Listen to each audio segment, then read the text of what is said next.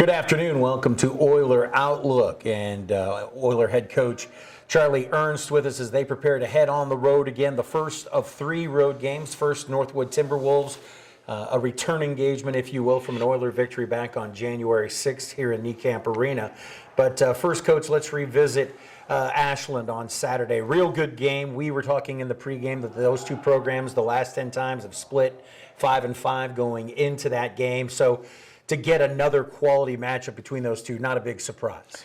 No, and it's always hard fought. You know, their players know our program. Our players know their program. We recruit a lot of similar players. And so, you know, and not to mention it's been a natural rivalry. They were in the GLIAC before us, but we were the second Ohio team to join, and it was just the two of us for quite a while.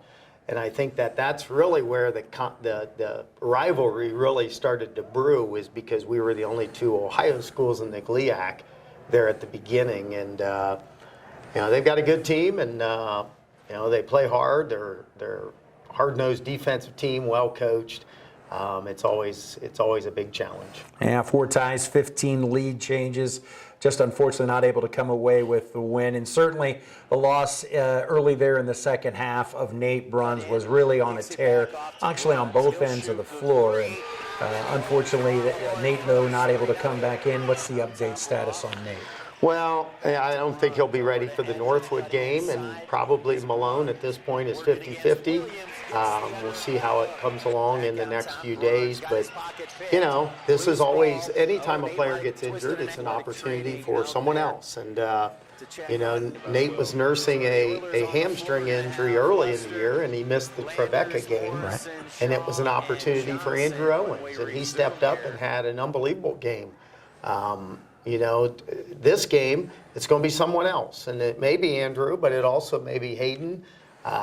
You know, Jag's going to get more minutes. You know, so we've got a lot of guys. The reality is this has been happening all across the conference all year. In fact, our opponent, Ashland, had their starting big man down in that game. So it's part of the game. It seems as though it's a bigger part of the game now than ever before. I don't know if it's all these fifth-year players, because a lot of these guys being injured are fifth-year guys. But nonetheless, we're going to have some other guys step up, but I think Nate's absence will be somewhat short. Simon Wheeler for them was as you build him in pregame, and then when you started to find some ways to slow him a little bit down because he was shooting lights out there in the first half, him and Maceo Williams teamed up and really became formidable with that pick and roll action. Yeah, that was a problem for us the whole game. We never really did get a beat on it. Part of the issue is kind of, you know, we're kind of, that game in particular, that week, we were kind of in a crux of, we decided to spend all of our time focused on our man-to-man defense. We kind of fleshed out some of our zones for the short term with the idea that we would bring them back. Well, it just so happened we needed one in that Ashland game just to mix things up. Unfortunately, we were you know, we didn't have a zone that we had been working on, and I wasn't about to. With as many young players as we have, I have learned my lesson.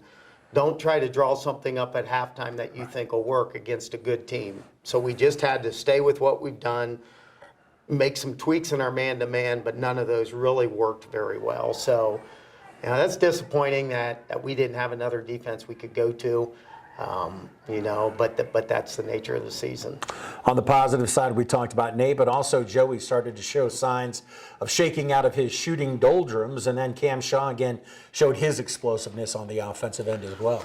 Yeah, we've been trying to find ways to get Cam more shots, and because he's shooting so well and he's playing with tremendous confidence on offense. So we got to continue to do that. I got to find him, you know, the best lineups to have him on the floor so teams can't load up against him. You know, there's a lot of factors that go into that, but, you know, we've had a lot of perimeter guys that really have not shot the ball all that well. I think our team stats are a little bit skewed because our 2 centers shoot the ball so well. Right. But we've really got to get our backcourt guards shooting the ball more consistently, not just Cam, but you mentioned Joey, Max, Mason, you know, Anthony. Khalil's had some games, so that's good. But, you know, you can't do it with 1 or 2 guys. We've got it. And I feel like we have that in us. We have good shooters. We got to put it all together, you know, and especially when you go on the road.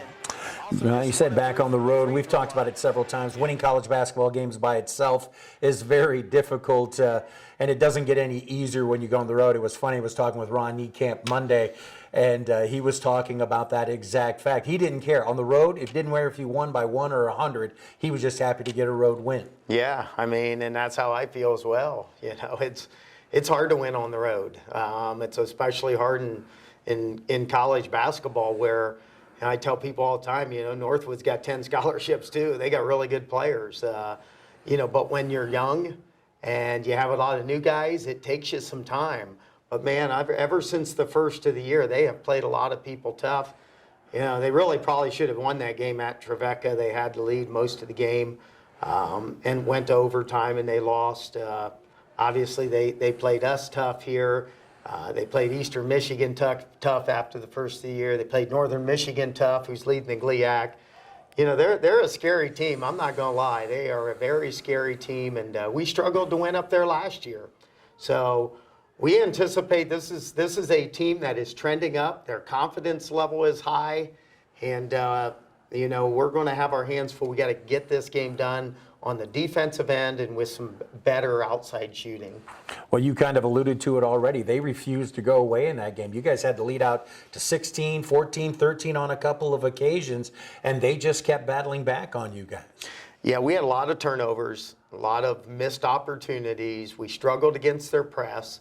You know, we're going to have to do a much better job against their press. We got to make sure the tempo of this game is played at what we need it to be played at. They're going to want it to be a fast game, utilize their pressure, get us to play faster than we want so they don't have to guard our sets.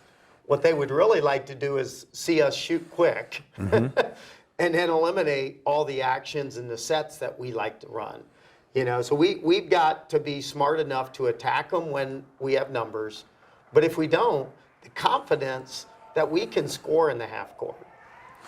Seems like every night somebody on the other side decides they're going to have a career night against you guys. That night in particular, it was Colin Albert, 31 points. And again, kind of like Simon Wheeler on Saturday, it seemed like every shot he put up fell through. Well, he's been on a bit of a tear since our game. I mean, granted, that's only been a couple games ago, but he had big nights, both nights down south. You know, early in the year, he was struggling to shoot the three. You know, and then in our game, we said, hey, let's just keep this kid in front. He's a very streaky three-point shooter. He goes 6 of 10 from the three-point line on us. And ever since then, when you watch him on video now, there's no one that's going to say, just keep him in front, let him shoot threes, because he's, you know, Kentucky Wesleyan decided to go with that ploy, and the first 2 times down the floor, he made threes from NBA range, and they had to change their coverage really quickly. So he is shooting with a lot of confidence, which really adds a whole nother element to that kid's game. He's quite a scorer. We got to make things tough for him, knowing he's going to score. He's going to score the ball. We just have to make things tough. Turnovers, as you mentioned, also a factor for both sides. Between the two teams, 35 of them in the game last night. Certainly, you want to bring pressure to them, but you also have to make sure your guys take care of their pressures you talked about. That's a concern because we don't play against a lot of teams that press. I mean, we played Ferris State early. You know, we played a couple non-conference teams that pressed us. But really, there's not a lot of pressing that's done in our league. You know, and so I think what that means is you're not overly prepared for it. We don't, I mean, I would say we've probably spent a grand total of 5% of our practice time all year working on press breaker.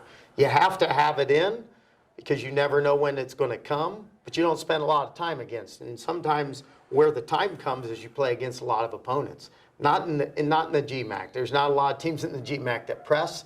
So when they crank it up a notch, you know, they can kind of catch teams off guard. Certainly it worked against us. I think we're going to do a better job. We're going to be more prepared against it. All right, Coach, let's put it all together. Keys to the game.